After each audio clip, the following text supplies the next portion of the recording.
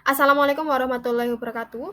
Di kesempatan kali ini saya akan menjelaskan tentang laporan praktik pembelajaran dan asesmen pada topik 6, yaitu pada mata kuliah Prinsip Pengajaran dan Asesmen yang Efektif 1 di sekolah menengah.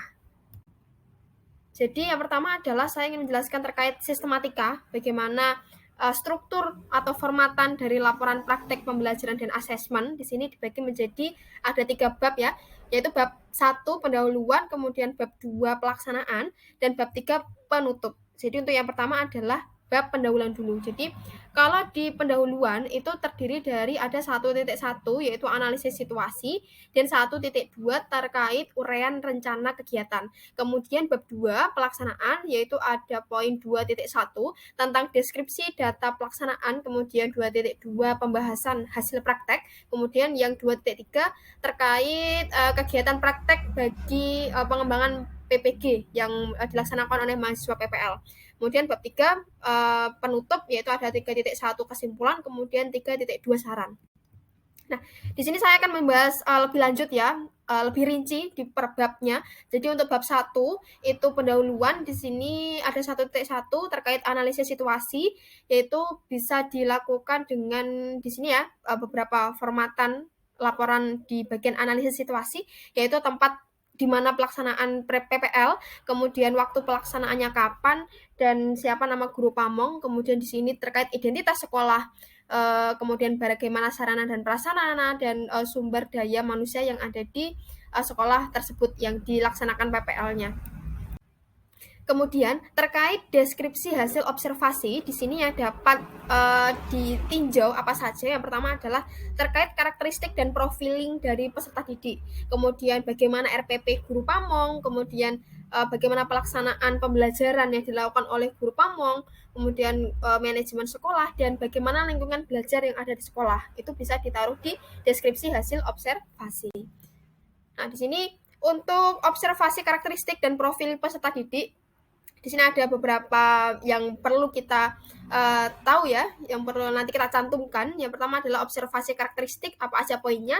Di sini ada budaya sekolah, budaya kelas, bagaimana keterlibatan peserta didik dalam pembelajaran, identifikasi kesiapan peserta didik, kemudian ada perkembangan emosi, sosial, moral, dan spiritual. Kemudian untuk profiling sendiri, di sini saya sebutkan ada etnis dan kultural, kemudian status sosial, bagaimana minat dan motivasi belajar siswa, gaya belajar siswa apa aja, kemudian bagaimana terkait perkembangan emosi, sosial, motorik, dan yang lain sebagainya di sini saya sebutkan.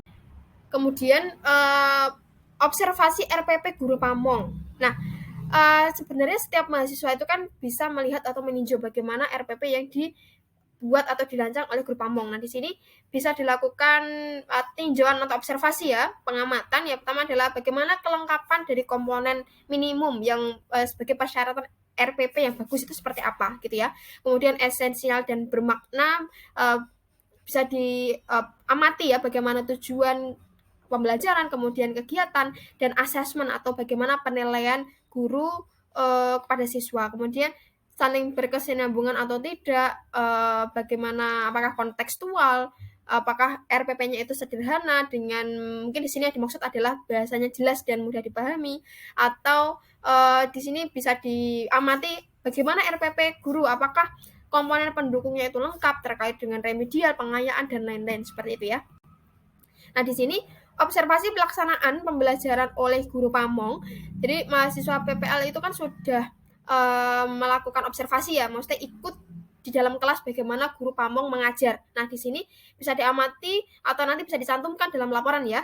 Itu ada proses pembelajaran bagaimana yang dilakukan, kemudian peserta didik yang tidak bisa mengikuti pembelajaran beserta alasan dan solusi agar bisa mengikuti bagaimana. Kemudian di sini usaha guru model dalam mendorong peserta didik aktif belajar, keefektifan pembelajaran seperti apa gitu. Nah, terkait observasi lingkungan belajar di sekolah, nah di sini mahasiswa dapat mencantumkan ya di sini bagaimana latar belakang sosial dan ekonomi peserta didik secara umum ya.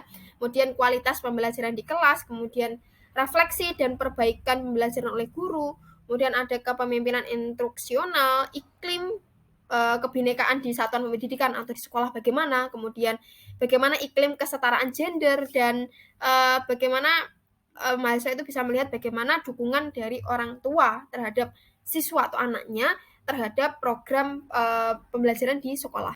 Kemudian di bab 1 pendahuluan, yaitu di poin 1.2 itu kan terkait rencana kegiatan. Nah, mahasiswa dapat mencantumkan di sini ada pembekalan, kemudian bagaimana orientasi, observasi, asistensi mengajar, kemudian perencanaan praktek pembelajaran terbimbing, yaitu di sini terkait dengan bagaimana bahan ajar, kemudian media pembelajaran dan alat evaluasi, kemudian perencanaan evaluasi dan refleksi. Lanjut di sini bab 2 ya, pelaksanaan, yaitu 2.1 terkait deskripsi data pelaksanaan. Jadi intinya di 2.1 nanti kita mencantumkan ya di sini adalah pembelajaran paradigma baru yang telah dilakukan di sekolah itu bagaimana, kemudian bagaimana cara merencanakan dan melaksanakan pembelajaran dan asesmen paradigma baru ya. Kemudian yang terakhir adalah bagaimana prinsip-prinsip pembelajaran di paradigma baru yang telah diaplikasikan atau diimplementasikan di sekolah PPL. Selanjutnya di sini saya akan jelaskan secara detail ya. Intinya di dalam poin ini itu terdapat pembahasan apa aja kira-kira dalamnya ya.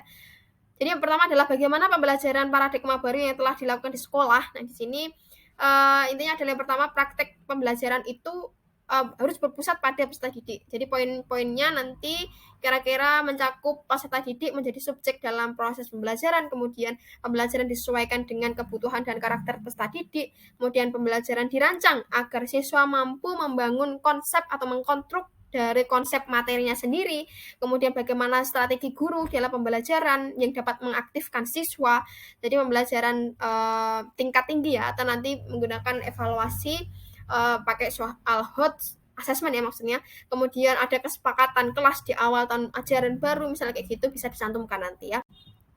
Dan di sini bagaimana cara merencanakan dan melaksanakan pembelajaran dan asesmen paradigma baru, yaitu di sini bisa dicantumkan dalam laporan, yaitu urut-urutan ya, bagaimana caranya merencanakan. Yang pertama adalah melakukan kegiatan observasi atau profiling peserta didik, kemudian menganalisis hasil observasi, kemudian menyusun TP atau tujuan pembelajaran. Selanjutnya merencanakan dan melaksanakan asesmen diagnostik untuk mengetahui pemahaman awal siswa bagaimana, kemudian guru merancang modul ajar atau RPP yang diinginkan sesuai profiling tadi ya, menganalisis bagaimana gaya belajar dan karakter siswa, kemudian yang terakhir baru merancang asesmen yang akan digunakan. Nah, untuk poin ketiga yaitu di sini bagaimana prinsip-prinsip pembelajaran paradigma baru itu telah diimplementasikan di sekolah. Jadi di sini teman-teman nanti bisa mencantumkan ya.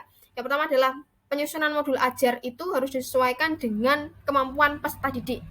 Yang sebelumnya itu telah dilakukan analisis terkait tadi ya, profiling, ada bagaimana kondisi siswa, kemudian bagaimana latar belakang, tahap perkembangan, kemudian bagaimana pembelajaran itu disesuaikan dengan sarana dan prasarana yang ada di sekolah. Kemudian yang kedua, pelaksanaan pembelajaran itu dirancang dengan strategi pembelajaran untuk membuat siswa aktif. Jadi bagaimana nanti LKPD atau bahan ajar atau modul ajar yang digunakan itu bisa mengkonstruksi pengetahuan siswa dan membuat siswa itu aktif dalam pembelajaran. Kemudian yang ketiga, menggunakan model pembelajaran yang mendukung terkait perkembangan kompetensi seperti mungkin ya pembelajaran berbasis masalah atau PBL, kemudian pembelajaran berbasis proyek atau PJBL, dan tentunya harus menggunakan yang namanya pembelajaran paradigma baru ya, menggunakan P3 atau profil pelajar Pancasila. Oke, jadi intinya ya tadi ya untuk bab 2 pelaksanaan, yaitu tadi 2.1 sudah saya jelaskan sebelumnya. Nah, kemudian untuk poin 2.2 itu pembahasan hasil praktek. Hasil praktek kalian selama PPL itu bagaimana? Yang pertama, pelaksanaan tentang praktek pembelajaran, kemudian bagaimana evaluasi diri dari Gumong atau guru pamong selama kita melaksanakan praktek pembelajaran, dan yang ketiga adalah hasil refleksi, yaitu bagaimana refleksi dari peserta didik, dari mahasiswa sendiri, kemudian dari guru pamong. Kemudian untuk poin 2.3 yaitu terkait implikasi kegiatan praktek bagi pengembangan, yaitu bisa mencantumkan ya di sini di laporan terkait keterampilan dalam merancang pembelajaran dan asesmen, kemudian keterampilan dalam melaksanakan praktek pembelajaran terbimbing, kemudian keterampilan dalam melakukan evaluasi, refleksi, dan menyusun bagaimana RTL atau rencana tindak lanjut gitu. Kemudian yang terakhir, penguasaan kompetensi guru terkait dengan pedagogi, kemudian profesional dan kepribadian. Nah, untuk bab 3 di sini penutup ya, ada 3.1 terkait kesimpulan ya. Kesimpulan itu deskripsi singkat tentang pelaksanaan PPL, praktek pembelajaran ya, dan asesmen yang telah dilakukan. Kemudian saran di sini bisa dari pihak LP3 UNES, kemudian dari pihak sekolah mitra yang sebagai mahasiswa itu melaksanakan PPL di sana, kemudian dari pihak mahasiswa itu sendiri. Nah, terkait tantangan di sini ya, saya akan jelaskan tantangan dan strategi yang akan dilakukan ya. Yang pertama adalah tantangan dulu. Jadi tantangan yang mungkin muncul ketika menyusun dan menyelesaikan laporan praktek pembelajaran dan asesmen ini, menurut saya yang pertama adalah belum adanya tantangan sendiri ya, belum adanya kesepakatan yaitu mengenai bagaimana sistematika, kemudian kerangka dan formatan intinya ya. Laporannya yaitu di sini bagian awalnya bagaimana, terisi apa aja, kemudian pelaksanaan apa aja, dan penutup bagaimana. Jadi di sini untuk bagian awal rancangannya adalah sampul, kemudian halaman judul, pengantar, dan daftar isi. Kemudian bagian pelaksanaan ya, bab 2 itu pelaksanaan secara keseluruhan overall ya, terkait bagaimana pelaksanaan PPL di sekolah. Kemudian di bagian akhir itu ada tadi ya kesimpulan, kemudian saran, dan dikasih lampiran. Kemudian untuk konten praktek pengajar yang akan dilaporkan yaitu per siklus atau secara keseluruhan siklus. Jadi untuk deadline penyusunan dan teknis pengumpulan data, kemudian terkait hard file itu juga menjadi sebuah tantangan tersendiri gitu. Kemudian keterbatasan pengetahuan mengenai hal-hal penting dan harus ada dalam laporan itu masih menjadi tantangan yang mungkin muncul ya ketika menyusun laporan praktek pembelajaran ini.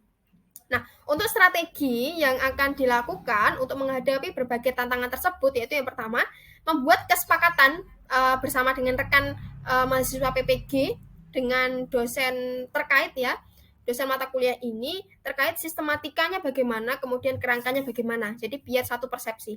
Kemudian membahas terkait dengan deadline untuk penyusunan laporan ini terakhir kapan, kemudian bagaimana teknis pengumpulannya, itu juga bisa menjadi strategi. Kemudian meminta konfirmasi dari dosen terkait dengan hal apa yang mungkin penting dan harus tercantum dalam laporan.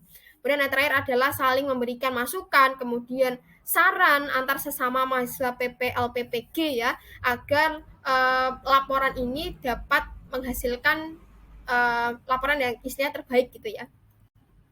Nah, terima kasih. Sekian ya pemaparan laporan praktek pembelajaran ya, itu khususnya untuk formatannya sih bagaimana, karena memang untuk laporan itu dikembalikan lagi ya ke mahasiswa PPL PPG, bagaimana hasilnya rapat, maksudnya diskusi bersama dengan rekan PPG, kemudian didampingi oleh dosen. Jadi untuk membuat kesepakatan bagaimana biar kompak, bagusnya apa yang harus tercantum dalam laporan tersebut, seperti itu. Terima kasih atas perhatiannya. Sekian presentasi dari saya, kurang lebihnya mohon maaf. Wassalamualaikum warahmatullahi wabarakatuh. Ditunggu untuk video selanjutnya, oke?